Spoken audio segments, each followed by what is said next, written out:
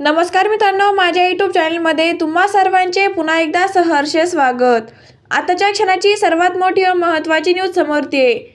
शिवसेना शिंदेचीच राहणार का? अन्यथा मी पक्षांतर बंदी कायदा किंवा शेड्यूल 10 नुसार कारवाई केली असती, अध्यक्षांच्या विधानाने चर्चा।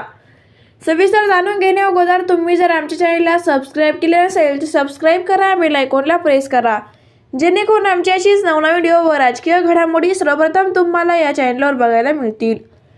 विधानसभा अध्यक्ष राहुल नार्वेकर यांनी शिवसेना आमदार अपात्रता प्रकरणाच्या सुनावणीच्या शेवटच्या दिवशी एक महत्त्वपूर्ण विधान केलं। शिवसेनेत फूट पडल्याची तक्रार विधानसभा अध्यक्षांपर्यंत अद्याप पोहोचली नाही, अन्यथा मी पक्षांतर बंदी कायदा किंवा शेड्यूल 10 अंतर्गत कारवाई केली असती, असे ते म्हणाले। त्यांच्या विधानामुळे शिवसेना मुख्यमंत्री एकनाथ शिंदे यांच्याच गटाकडे कायमस्वरूपी राहणार का, अशी चर्चा राजकीय वर्तुळात रंगली आहे। शिवसेना आमदार अपात्रता प्रकरणात बुधवारी शेवटचा युक्तिवाद झाला, त्यात शिंदे गटातर्फे वकील महेश जेठमलानी यांनी बाजू मांडली। सुनावणीत एके क्षणी विधानसभा अध्यक्ष राहुल नार्वेकर यांनी आपापल्या अद्याप शिवसेनेत फूट पडल्याची तक्रार मिळाली नसल्याचं स्पष्ट केलं।